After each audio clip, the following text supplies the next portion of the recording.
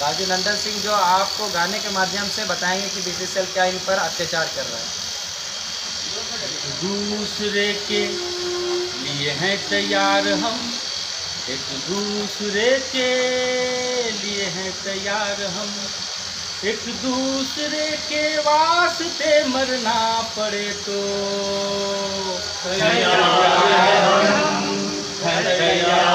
हम, एक दूसरे के लिए हैं तैयार हम, एक दूसरे के लिए बेकरार हम। तो काफ़ी अच्छे अंदाज में जो कि सर ने बताया, राजू सर ने, कि किस तरह से एक दूसरे के लिए हम तैयार हैं और हमारे देश की जो भावना है ये एक दूसरे के प्रति ऐसी होनी चाहिए। और ये जो आप बैनर देख रहे हैं हमारे पीछे, धनबाद कोयलरी कर्मचारी संघ, जो कि मजदूर का बहुत बड़ा संघ है, लेकिन इनको इनका अधिकार नहीं मिल पा रहा है। और हमारे चैनल के माध्यम से हम यही दिखाना चाह रहे हैं कि इन वाहनों वो जो चला रहे हैं पिछले कई सालों से, इनको इनका अधिकार मिलना चाहिए।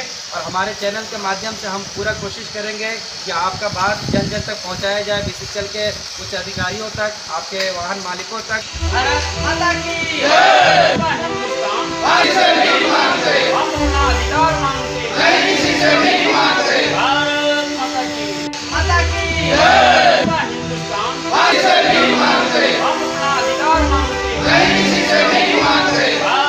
माता की नमस्कार दोस्तों, सबके साथ में एक बार फिर से मैं उपस्थित हो चुका हूँ सिजवा ग्राउंड में। और मेरे पीछे आप देख सकते हैं जो भीड़ लगा है, ये भीड़ यह दर्शाता है कि किस तरह से बीसीसीएल वाहन चालकों का बार बार शोषण किया जा रहा है। इससे पहले हमारे चैनल के माध्यम से एक बार फिर मैं आपको ये बता देना चाहता हूँ कि जो वाहन चालक जो यहाँ पर मेरे पीछे खड़े हैं, ये पिछले कई दिनों से और कई सालों से संघर्ष कर रहे हैं अपने हक के लिए। मेरा नाम सद्दाम अंसारी है और भारत न्यूज़ में मैं एक बार फिर से आप सबको एक सच्ची घटना के साथ अवगत कराना चाहता हूं। और मेरे पीछे जो भीड़ आप देख रहे हैं, आइए मैं आपको दिखाता हूं और जानते हैं कि किस तरह से इन वाहन चालकों का शोषण बार बार किया जा रहा है।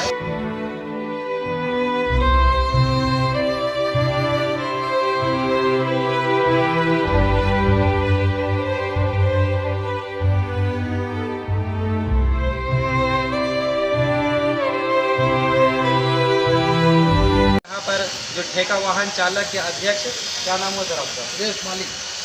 सुरेश माली जी से हम जानना चाहते हैं कि किस तरह से पूरे जो ठेका वाहन चालक है उनका शोषण किया जा रहा है पिछले कई वर्षों से, जो हम देखते आ रहे हैं। और हमारे चैनल के माध्यम से जो पहले भी आपने देखा है, एक बार फिर इनकी जुबानी जानते हैं। क्या होता है पूरा बात ऐसा है कि सर हम लोग वर्षों से डिजिटल में वाहन चला रहे हैं और हमारा डिस्ट्रिक्ट लेबर कमीशन के यहाँ से एक अवार्ड भी मिला। लेकिन हमारे कुछ ऐसे प्रतिनिधि हैं, जैसे कि हमारे पूर्व महामंत्री केपी गुप्ता और हमारे महेंद्र सिंह जी हैं, जो असंगठित का प्रभाव देख रहे हैं। लेकिन कोई नहीं करना है, खाली वो लोग अपना साठ घाट कंपनी के द्वारा करता है और हम लोग को बोलने के बाद भी वो नहीं सुनते हैं।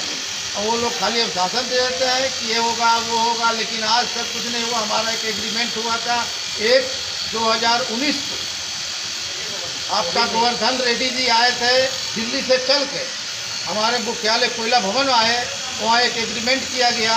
उसमें हमारे बीएमएस का नेता और धनबाद कोयलरी कर्मचारी संघ के नेता लोग मिलकर, कुछ बीसीसीएल के अधिकारी और हम कभी 100 की संख्या में वाहन चालक वहाँ उपस्थित थे। लेकिन वो एग्रीमेंट हुआ, आज तक हमारा एग्रीमेंट नहीं दिया गया। कितना बार मैंने जिक्र किया, हमारे महामंत्री प्रदेश का जो महामंत्री है गिरीश बिहारी शर्मा जी से मैंने पूछा कि सर हमारा एरियल कम मिलेगा। वो बोले एरियल तो भूल जाओ। हमारे दिनेश्री प्रसाद जो भारतीय मजदूर संघ के अध्यक्ष थे, अभी तो खैर रिटायर हो गए, चले गए, लेकिन उनसे भी मैंने बोला तो सस्ता है, मिल जाएगा। तो अब सर हम क्या करें? हम तो सोच रहे आत्मदाह करेंगे। अगर हमारा मांग नहीं हुआ पूरा तो हम जो है कि सभी ठेका वाहन चालक मुख्यालय में जाके धारणा देंगे। धारणा से भी नहीं होगा तो हम लोग आत्मदाह करेंगे, भूख हड़ताल पर बैठेंगे, सत्याग्रह करेंगे। हम तंग आ गए सर ये नेताओं लोग के चक्कर में। और ये जीएम है, हमारे सीएमडी है, डीसी है, हमने गया था आपके एसएस पांडे साहब के पास, जो ईएनएम का भी आए हैं। अभी सबको ड्राइवर का पास बनाया जा रहा है, तो उस पास मैंने बोला कि सर हम एरिया से आए हैं, हम लोग का भी पास बनना चाहिए। तो वो बोला कि एरिया बनेगा। हमने सर ठीक है। तो वो एक ऐसा वर्ड बोले, बहुत अच्छे नेक इंसान है, बोले देखिए माली जी, बीसीसीएल को आप ही लोग चला रहे हैं, आउटसोर्सिंग चला रहा और ड्राइवर चला रहा।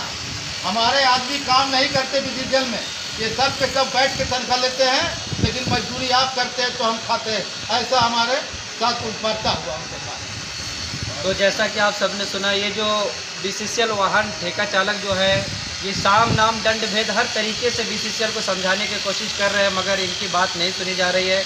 ऊंचे आला अधिकारियों से भी इन लोगों ने बात किया और जहां तक हो सकता है यथासंभव प्रयास भी कर रहे हैं, धरना प्रदर्शन कर रहे हैं। इनका कहना है कि इन धरना प्रदर्शन से यदि काम नहीं बनता है तो बीसीसीएल मुख्यालय में इन लोग धरना प्रदर्शन देंगे, भूख हड़ताल करेंगे, यहाँ तक कि ये लोग जो आत्मदाह की भी बात कह रहे हैं वो भी कर सकते हैं। तो आइए इसके बारे में जानना चाहते हैं और भी लोगों से जो हमारे बीच से। क्या नाम है आपका?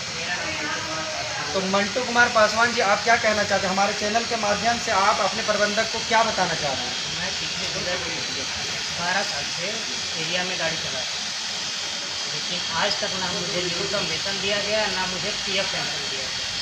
एक अधिकारी लिख करके भेजते हैं कि हाँ मंटू कुमार पासवान ड्राइवर है, और एक अधिकारी हमारे ऑनर को बताते हैं कि यही ड्राइवर है। अभी हमारा कुकुंडा एरिया में ऐसा स्थिति हो गया कि पीएफ आज तक किसी को मिला नहीं है, ना ही न्यूनतम वेतन मिला। और ड्राइवर लोग बोलने से कतराता है, क्योंकि बोलता है तो उन्हें गाड़ी से उतार दिया जाता है और उनके सामने भूखे मरने की स्थिति आ जाती है। अब हम लोग यही सोचे हैं कि या तो आत्मदाह करेंगे या तो अनशन करेंगे, कहीं हमारा सुनवाई नहीं हो रहा है। भारत माता की जय। तो हमारे बीच इस जो संगठन है इसके एक और सबसे सीनियर और कर्मचारी जो कि पिछले कई दिनों से इसके लिए संघर्ष कर रहे हैं, उनसे भी बातचीत करके ये हम जानना चाहेंगे कि क्या आगे का मामला है और किस तरह से इनको अपना हक मिलना चाहिए। तो सर बताइए, क्या नाम हुआ? गणेश प्रसाद। तो सर से पहले भी हम लोग बात कर चुके हैं, एक बार और बात करते हैं। तो गणेश प्रसाद सर, आप बताइए कि किस तरह से आपको आपका हक मिलेगा? हम लोग आज 20-25 साल से वाहन चला रहे हैं। हम लोग हाई लेबर कोर्ट में केस किए थे 2010 से, हमारा चला, अवार्ड हमारा मिला, और उप मुख्य श्रमायुक्त के द्वारा कितने आदेश पारित किए गए हैं कि इनको भेज दिया जाए, समय दिया जाए, सारा एग्रीमेंट हुआ प्रबंधन, लेकिन आज तक हम लोग को नहीं दे पाया। जबकि प्रबंधन उसको अपने स्तर से देना चाह रहा, लेकिन कुछ ऐसी अड़चनें हैं प्रबंधन जो नहीं करना चाहती है। आज हमारा डबल बेंच में भी केस चल रहा है, लेकिन अभी क्या है 24/1/19 को हमारे भारत सरकार के मिनिमम वेज के चेयरमैन आए थे, उनके साथ भी एग्रीमेंट हुआ, उसने अधिकारियों ने साइन किया, लेकिन उस पर भी वो पहल नहीं कर पा रहे हैं। हमारे उप श्रमायुक्त जो केंद्रीय के धनबाद के, उन्होंने सीएमडी सहित 8 अधिकारियों के ऊपर एफआईआर किया, उस पर भी प्रबंधन नहीं सुन रही है। तो हम लोग अब यही चाह रहे हैं कि हम लोग सीएमडी अभी डीपी के प्रभार में भी हैं, उनको एक पत्र दे करके हम लोग अपनी समस्याओं को रखेंगे।